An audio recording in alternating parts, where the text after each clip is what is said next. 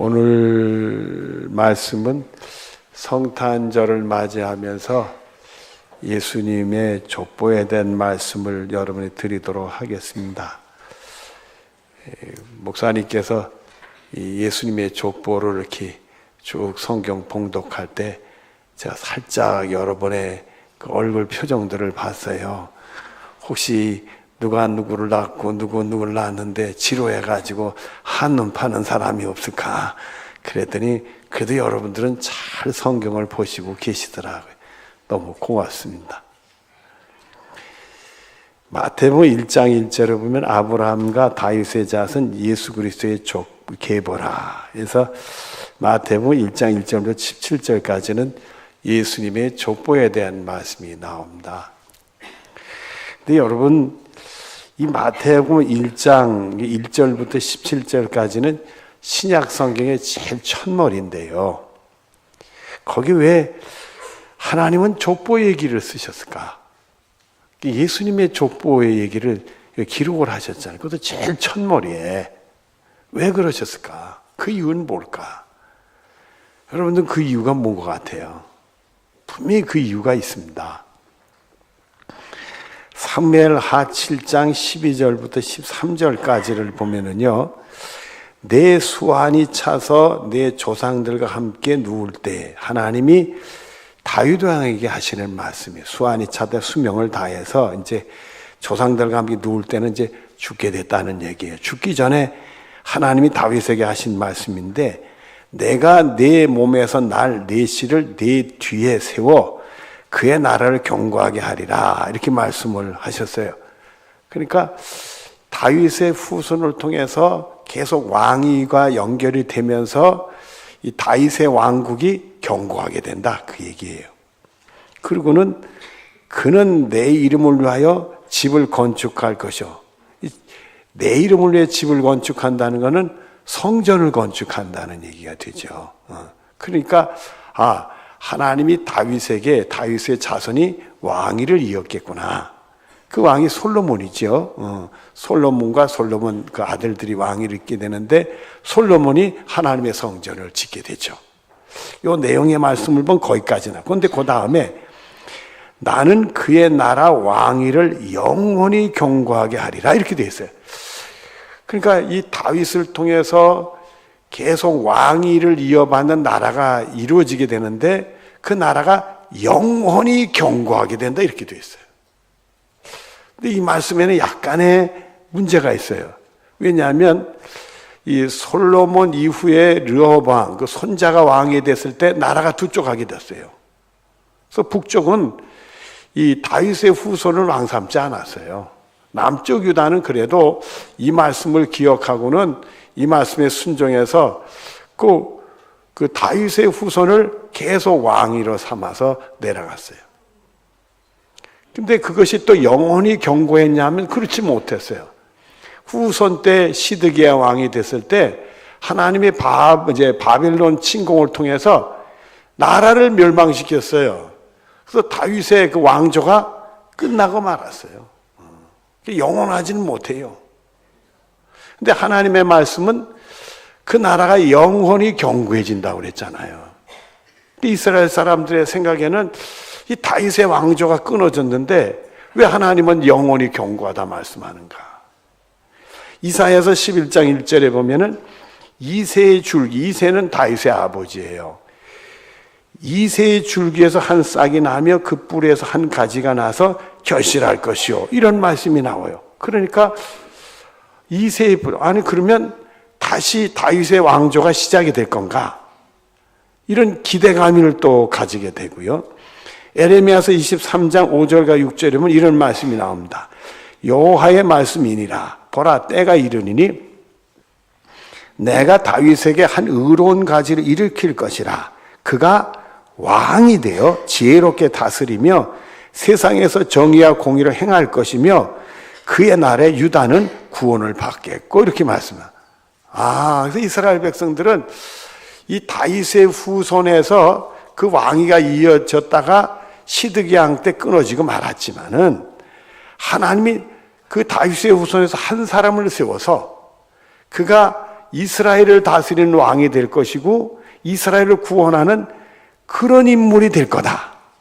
그래서 그 인물을 이스라엘 사람들은 자기들을 구원하는 메시아라고 생각하고 믿었어요. 그래서 이스라엘 사람들은 늘 다윗의 자손에서 한 싹이 나서 한 분이 태어나서 왕이 되는데 그가 이스라엘을 다스려서 이스라엘을 구원할 뿐 아니라 그 나라가 영원무궁한 나라가 될 거라고 그렇게 믿었어요. 그걸 우린 뭐라고 얘기를 하느냐면 이스라엘 백성들이 가지고 있던 메시아 대망이다, 그렇게 표현을 해요. 그런데 누가복음 1장 31절로 33절에 보면은 보라, 내가 잉태한 아들을 낳으니, 가브리엘 천사가 마리아에게 한 말입니다. 그 이름을 예수라 하라.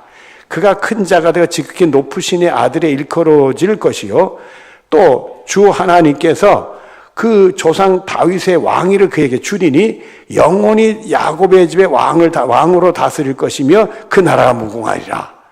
그래서 이 누가를 통해 하나님 주신 말씀이 바로 그 너희들이 기다리는 메시아가 그 예수다.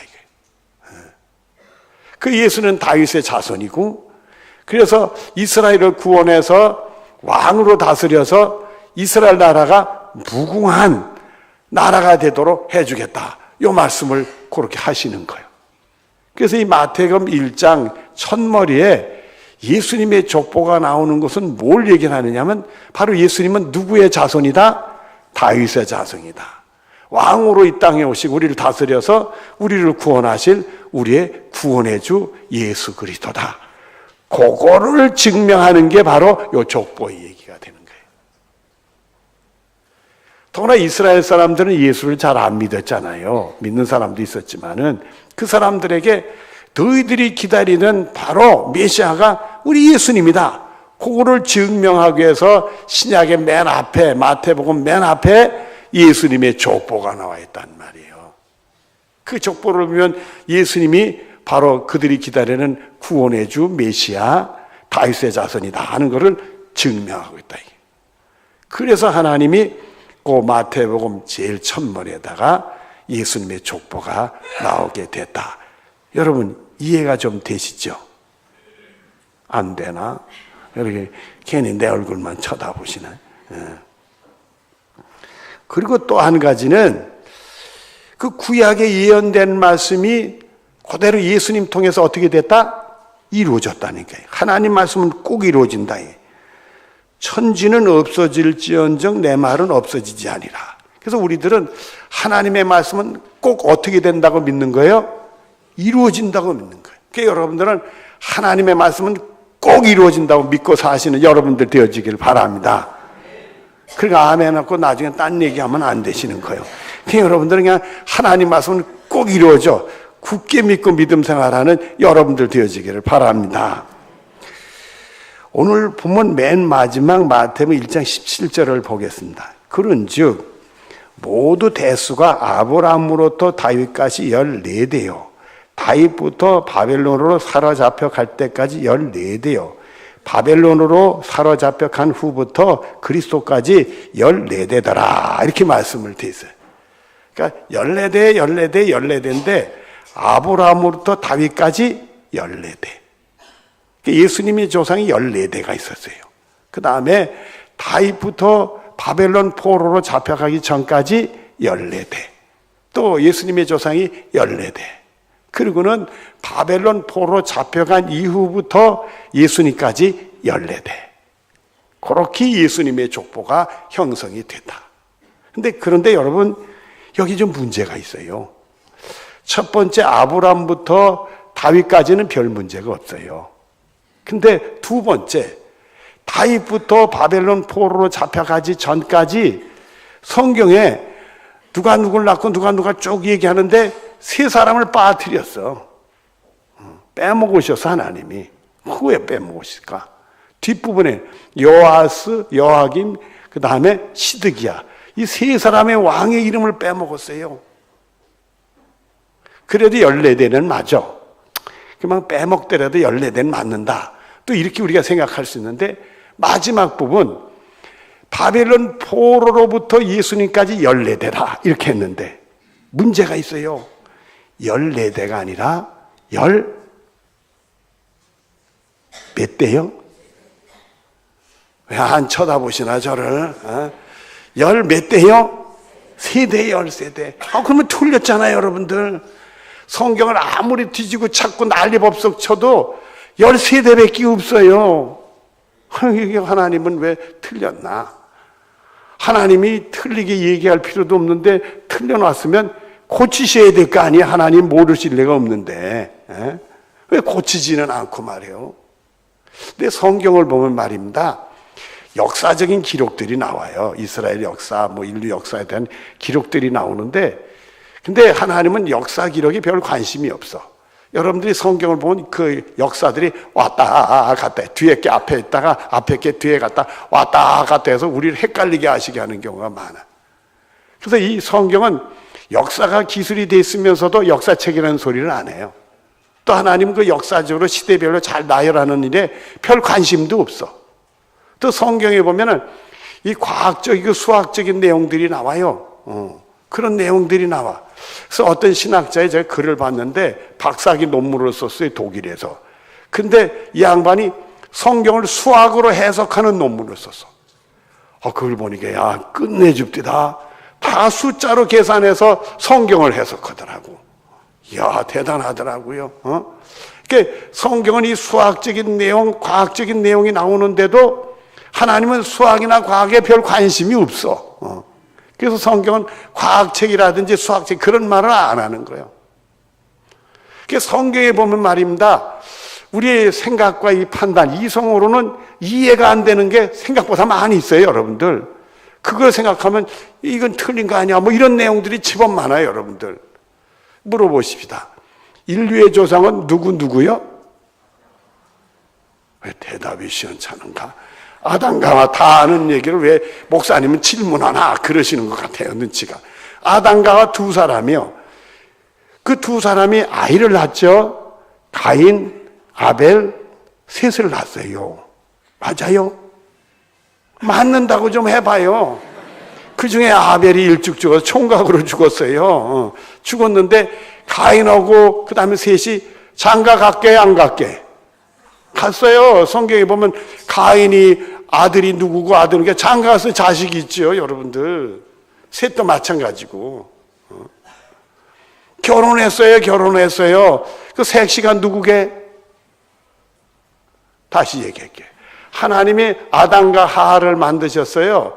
그 다음에 자식이 결국 둘이니까 가인하고 셋이요. 식구는 몇 명이요? 남자 셋에 여자 하나요. 그러면 가인과 셋의 셋시는 누구요? 분명히 여자가 있었을 텐데. 여러분들, 그랬더니 어떤 이단이 그렇게 했어요. 아무리 자기들 생각에는 그게 이해가 안 가는 거예요. 이 믿음이 없으니까 그렇겠지. 가인과 아벨은 인류의 모델로 하나님이 창조하고 그 당시에 원시인들이 있었다. 아담과 하와는 인류의 그 모델로 대표적인 인물 창조하고 그 당시 원시인들이 있었다. 그래서 가인하고 셋의 색시는 원신 중에 딸들이었다 이거야.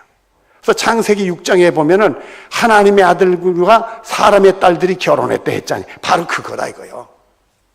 그 이단이 누군지 알아요? 통일교요. 하나님이 절대로 아담과 하와를 만드셨지 원신을 만들었다는 기록이 없는 거예요, 여러분들. 그런데 도무지 이게 가인과 셋의 색시를 우리가 몰라요. 하나님이 그 색시는 누구라고 성경에 이게 남자들만 그 족보에 기록하고 여자들은 기록하는 게 누이 동생이 있었겠다. 그런 말이 없어요. 그냥 모른 채 캐션 마크로 남겨놓고 말았어. 여러분 또 하나 물어봅시다. 처녀가 혼자 애 낼 수 있어요, 없어요? 모르나 봐. 여성 동지들, 처녀가 애 낳아야 안 나. 처녀가 어떻게 애가 나요? 처녀가 애 낳은 건 수상한 짓 한 거지. 이게 남자와 여자가 결혼해야 자식을 낳도록 되어져 있어요. 근데 처녀가 애 낳았어요. 그 사람이 누구요? 마리아. 성경에는 성령을 통해서 잉태됐다고 우리가 이해를 하지만은 처녀가 애를 어떻게 낳아요? 그를 우리가 생물학적으로 그랬다. 무성생식이라고. 말도 안 되는 소리를 하는 거예요. 근데 성경에 그런 게 참 많아요, 여러분들. 그래가지고 궁금한 친구가 신학교 교수님이 그걸 강의를 할 때 물어봤던가 봐요. 그랬더니 신학교 교수님도 몰랐던가 봐. 대신 뭐라고 얘기를 하셨는지, 그거 자꾸 질문 던지고 의심하는 사람 지옥 보내려고 그런다고요. 그 양반이 그렇게 얘기했대. 여러분들, 그런데 우리가 정말 예수님 십자가를 통해 은혜를 받고 나면 말입니다. 그런 게 하나도 의심이 안 돼. 희한해요. 가인의 색시, 아벨의 색시가 누굴까? 하늘나라 가면 다 볼 수 있을 텐데 뭘 그걸 미리 궁금해? 아니, 마리아가 성령의 은퇴를 했다? 하나님이 전능하신 하나님이 오면 뭐가 안 된다고 그런 걸 의심해? 전혀 의심도 되지 않냐고 그 믿음이 생기는 거예요. 아주 희한해요. 이 믿음이 되는 거예요. 도대체 어떻게 예수 믿는 사람들이 그런 수많은 틀린 것, 이해가 안 되는 것, 그걸 잘 설명을 해서 좀 해줘야 되는데 하나님은 전혀 안 해놓으신 것, 그런 것들이 전혀 의심도 안 되고 다 믿어지고, 하나님은 뭐가 안 돼, 다 믿어지고 은혜를 받는 사람들이 충만한 은혜 생활을 한단 말이에요. 그 신비로운 일이 있단 말이에요. 그게 어떻게 이렇게 되느냐 말이에요. 베드로후서 1장 20절과 21절에 보면 먼저 알 것은 성경의 모든 예언은 사사로이 풀 것이 아니니 예언을 언제든지 사람의 뜻으로 낸 것이 아니라 오직 성령의 감동하심을 받은 사람들이 하나님께 받아 말한 것입니다. 이렇게 됐어요. 성경은 사사로 인간적으로 이렇다 저렇다 그렇게 푸는 게 아니라는 거예요. 하나님의 뜻에 의해서 성령의 감동된 사람들을 통해 하나님이 기록했다 이게. 그러니까 우리는 성령에 감동돼서 성경을 봐야 된다 이게. 성령에 감동돼서 성경을 보게 되면 말입니다, 예수님이 동정녀에서 탄생했다는 게 당연히 믿어지는 거예요. 가인의 색시, 아벨의 색, 인니움 따지는 게 아니라 당연히 있다고 믿어지는 거예요. 또 하늘나라 가면 다 할 수 있다고 믿어지는 거예요. 예수님이 우리를 구원하러 오신 게 다 믿어지게 되고, 나 같은 죄인을 구원하러 나의 죄를 짊어지고 십자가에 못 박게 해준 게 다 믿어지고 말이에요. 내가 죄 용서받아 구원받는다는 게 다 믿어지는 거예요, 여러분들. 이 성령의 역사를 하면 성경에 있는 모든 내용들이 다 믿어지고 하나님이 오시면 다 된다, 그렇게 믿어지는 거예요, 여러분들. 그래서 하나님이 특별히 그게 우리가 이해가 안 되는 걸 바로 잡으시려고 고쳐서 그걸 그런 거 해놓으시지도 않았어. 그래서 야고보서 1장 13절 뒤로 14절에 보면 진리의 말씀 곧 너의 구원의 복음을 듣고 그 안에서 또한 믿어 약속의 성령으로 인치심을 받았으니 이는 우리의 기업이 보증이 되사 그 얻으신 것을 속량하시고 그의 영광을 찬송하게 하려 하심이니라. 이 말씀을 들을 때 성령이 인치시니까요, 우리 마음에 감동을 주시니까 이렇다 하니까 예수 믿어지고, 정말 예수님 십자가 죄 용서받아 구원받는 게 믿어지고, 이 다음에 우리 천국 가는 게 다 믿어지는 거예요. 그래서 우리가 하나님의 기업이 돼서 하나님께 영광 돌리는 삶을 살게 한다, 그렇게 말씀하셨어요. 그래서 데살로니가 1장 5절에 보면 이는 우리의 복음이 너희의 말로만 이루는 것이 아니나 또한 능력과 성령과 큰 확신으로 된 것이니라 했어요. 그래서 이 하나님 말씀 들을 때 우리에게 하나님의 능력이 임할 때 성령의 감동이 생기면서 큰 확신이 우리에게 오게 된다. 그러니까 여러분들은 말씀을 보실 때마다 하나님의 능력이 임하시고 성령의 감동이 생기고 확신이 생기는, 큰 확신이 생기는 축복이 여러분의 것이 되어지기를 바랍니다. 아멘 안 하는 양반이 약간 수상한 거예요. 제가요 2부 예배 때 예배 마치고 저를 찾아오신 분이 있어요. 그 자녀가 결혼을 해가지고 식구들이 왔는데 그 부인은 우리 교회 집사입니다. 남편은 교회를 안 나오는 분이요. 교회를 안 나오는 분인데 이분이 자녀들이 교회에 와서 인사를 한다니까 따라 나온 거예요. 주일 낮 예배 처음 나온 양반이요.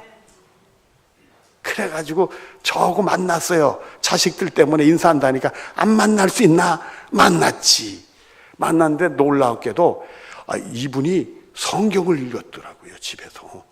부인이 아마 교회를 다니니까 그랬든지 성경을 읽어서 목사님 오늘 족보에 대한 말씀을 하는데 자기는 성경을 보면서 누가 누굴 넣고 누굴 나갔는데 이스라엘 사람 이름도 모르겠고 너무 지루하고 그래서 제가 그 다음에 성경 볼 때는 그걸 건너뛰었대. 근데 오늘 목사님 설교 들으니까 그런 뜻이 있는지 몰랐대. 그러면서 하는 말씀이 그래. 왜 계룡장로의 교인들은 그런 말씀할 때 아멘을 안 하는지 몰라요? 이런 말씀 하더라고. 이야. 그래가지고 내가 그 말을 듣고는 이럴 때는 아멘 해야 된다 생각이 들더란 말이에요, 여러분들. 여러분들, 성경에 있는 모든 말씀은 다 믿으시는 줄로 믿습니다. 고맙습니다. 그 양반 때문에 내가 그랬어요, 내가. 그런데 이 마태복음 1장에 보면은 그 예수님 족보 속에 이상한 데가 또 있어요. 이 세상의 족보는요, 주로 남자 이름들만 있죠. 그렇죠? 여기는 여자들이 몇 명이 나와요? 5명이 나와. 여러분의 족보에 남자들한테 물어봅시다. 그 족보에 여자 이름이 있어요, 없어요? 몰라. 족보들 안 보시나? 없어요, 없어. 근데 그게 놀랍고 우리나라만 아니라 다른 나라 족보는 여자 이름이 안 기록이 됩니다. 근데 예수님의 족보에는 여자 이름들이 있어요. 근데 그 여자들이 좀 다 수상한 여자들이요. 그 인물들 보면 약간 이렇게 머리를 갸우뚱하지 않을 수 없는 인물이요. 여러분 1장 3절에 여자분이 나오는데 누구죠? 다말. 이 다말이라는 여장이 수상한 여자예요. 이스라엘은 관습으로 결혼했는데 남편이 자식을 못 낳으면 그 시동생하고 결혼시켜서 자식을 보게 해요. 왜냐하면 첫 남편의 자손을 이어받는다. 그 씨를 이어받는다 해서 시동생이 하는 관습이 있는데, 아니 결혼했는데 남편이 그만 죽었어요. 애가 없이 죽였어. 근데 이 시아버지가 그 시동생하고 결혼을 시켜야 되는데 안 시켜. 이 여자가 복장을 딱 갈아입고 가가지고 길에서 시아버지를 유혹해가지고 임신한 여자예요. 잘한 짓이요, 못한 짓이요. 아주 이상한 여자예요, 여러분들. 그런 사람이 예수님 족보에 들어가 있단 말이요. 또 5절에 보면 말입니다. 라합하고 룻이라는 여자들이 나와요. 여러분들, 이 라합하고 룻은요, 이스라엘 사람들은 형토를, 이게 혈통을 좀 중요시 여기는 그런 경향이 있는데, 이 사람들이 이스라엘 사람들이 아니에요. 라합은 가나안 사람들이, 가나안 본토인들이요. 본토인. 그 다음에 룻은 모압 여인이요. 이스라엘 사람들이 아닌데 그 족보에 들어갔어요. 룻은 좀 그렇다고 그래도 이 라합은 출신이 뭐야 또? 기생이요. 아주 훌륭해요. 그런 사람이 왜 예수님 족보에 들어갔는지 몰라. 그 다음에 6절에는 또 누가 나와요? 우리 아내. 이 사람 이름도 밝히지도 않았어. 바세바라는 여인인데 말이에요. 이 사람도 가나안 사람은 봐요. 남편 우리아가 가나안 사람이었으니까 이 사람도 이방인으로 볼 수 있어요. 근데 이 여인은 말입니다. 목욕을 하면 목욕을 잘하지 왜 뚜껑 열린 데서 목욕해가지고 말이에요. 그게 성 있으면 말이에요. 성에는 군병들이 왔다가 보초들이 왔다 갔다 하는 거 아니에요, 여러분들? 왜 그 밑에서 뚜껑이 열린 데서 목욕을 해요? 이상한 여자예요, 이상한 여자. 여러분들은 꼭 뚜껑 있는 데서 목욕하시기 바래. 그래가지고 다윗이 그만 실족을 했어요. 그래가지고 간음하고 살인죄까지. 이 다윗이 말입니다. 회개할 때 이 베개가 계속 젖으면서 눈물의 얘기를 얼마나 괴로워했는지 몰라요. 하나님도 다윗은 나하고 마음이 합한 자지만은 이때 얘기는 해. 이때 실족했다고 얘기를 하세요. 다윗의 인생에 치명적인 실수를 저지르는 거 말이에요. 그렇게 한 여인이요. 그리고 16절에는 예수님 어머니 마리아가 나오죠. 그래도 마리아는 순결한 시골 처녀였어요. 누가복음 1장 47절 48절 앞에 보면 마리아가 이렇게 찬송을 해요. 내 마음이 하나님 내 구주를 기뻐하였음은 그의 여정의 비천함을 돌보셨습니다. 이렇게 말씀을 했어요. 그러니까 비천한 걸 돌봤다. 비천한 여인이었다는 거예요. 본인이 물론 그런 얘기했지만 시골에 사실 비천한 아가씨였어요. 하나같이 좀 문제가 있고 이렇게 족보에다 이렇게 착 드러낼 만한 인물들은 결코 아닌데 말이요. 그분들이 다 들어가 있단 말이요. 그런데요, 놀라운 사실은 요 다말이라는 여인은 유다의 후손의 정통성을 이어받는 어머니가 됐어요. 놀랍게도. 또 이 라합이라는 여인은 다윗의 증조 할머니가 되고 룻은 다윗의 할머니가 됐어요. 그 이방인 여인들이요. 그러면 다윗의 혈통에는 순수 혈통보다 이방인의 피가 좀 섞인 거예요. 그러니까 그렇게 해놓으신 거예요. 또 우리아나의 밧사바는 누구의 어머니가 됐죠? 솔로몬. 세상에 이런 축복이 어디 있어요?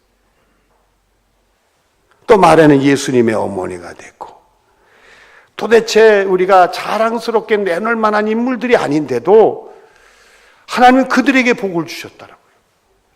예수님 족보 속에 있는 그런 영광을 받을 수가 없어. 어찌 이런 일들이 말이에요. 누가복음 4장 18절과 19절에 보면 이런 말씀이 나옵니다. 주의 성령이 내게 임하셨으니 이는 가난한 자들에게 복음을 전파하게 하시려고 내게 기름을 부으사 나를 보내사. 예수님의 말씀이에요. 하나님이 기름을 부었다는 걸 위임시켜서 보내주셨는데 가난한 자들에게 복음을 전파하게 보내대요. 그리고 주시는 말씀이 포로된 자에게 자유를, 눈먼 자에게 다시 보게 함을 전파하여 눌린 자에게 자유케 하고 주의 은혜의 해를 전파하게 하려 하심이라 하였더라. 이렇게 되어 있어요. 가난한 자들에게 복음이 전파되는데 포로된 자에게 자유케, 눈먼 자에게 보게 함을, 누인 자에게 자유를 주시려고 오셔서 은혜가 열려졌다 전파하게 그렇게 예수님을 보내주셨다. 이게 우리가 세상에 살면서 우리를 포로 잡는 일들이 얼마나 많아. 이 죄가 우리를 포로 잡아가지고 구원 못하게 하잖아요. 세상의 어두운 권세가 우리를 포로 잡아서 구원 못하게 하잖아요. 이 죄악의 권사들이 우리를 포로 잡아서 구원 못하게 하잖아요. 그런데 하나님은 예수님을 보내주셔서 그의 십자가로 죄 문제를 해고 누구든지 예수 믿는 사람은 죄 용서받아 구원받을 수 있도록 그렇게 하셨잖아요. 포로된 자에게 자유를 주시려고. 이 눈이 멀어서 멀쩡히 눈이 떴다 하지만은 하나님이 우리를 구원하는 세계를 못 보는 사람들이 얼마나 많으냐 말이에요. 그들이 은혜를 주셔서 하나님이 우리를 구원하는 세계를 보고 예수 믿고 구원하게 하시려고 말이에요. 또 우리가 세상에서 우리를 누르고 있는 일들이 얼마나 많아요. 세상의 환난들, 질병들, 실패들, 좌절들, 수많은 세상의 그 고통들이 우리를 짓누르고 있잖아요. 우리 살아가면서 무거운 짐이, 인생의 무거운 짐이 얼마나 많으냐 말이에요. 그 속에서 예수의 이름으로 수고하고 무거운 짐진 자들아 다 내게로 오라. 내가 너희를 쉬게 하리라. 그 눌림에서 우리를 해방시켜서 자유를 주시려고 우리 예수님이 오셨다. 우리 여러분, 우리 예수님 오신 날을 기념하는 날이 내일 모레 성탄절이에요. 여러분, 우리에게 구원의 세계에 은혜를 베풀어 주신 우리 예수님을 영접할 수 있는 여러분들이 되어지기를 바랍니다. 여러분을 포로로 잡은 곳에서 자유를 경험하고 보지 못하는 일이 보여서 하나님의 구원의 세계를 보고 눌린 인생에서 하나님의 구원으로 자유를 경험하는 은혜의 날이 되는 성탄절이 되어지기를 바랍니다. 기도하겠습니다. 사랑이 많으신 하나님 감사합니다. 우리 예수님은 가난한 자들에게 복음을 전하러 오셨습니다. 주여, 포로들이 우리가 자유를 얻고 눈먼 자들이 보게 되고 눌린 자들이 다 해방을 받는 은혜를 베풀어 주셨습니다. 이 성탄절에 큰 은혜 받는 은혜의 성탄절이 되게 하여 주시옵소서. 예수님의 이름으로 기도드리옵나이다. 아멘.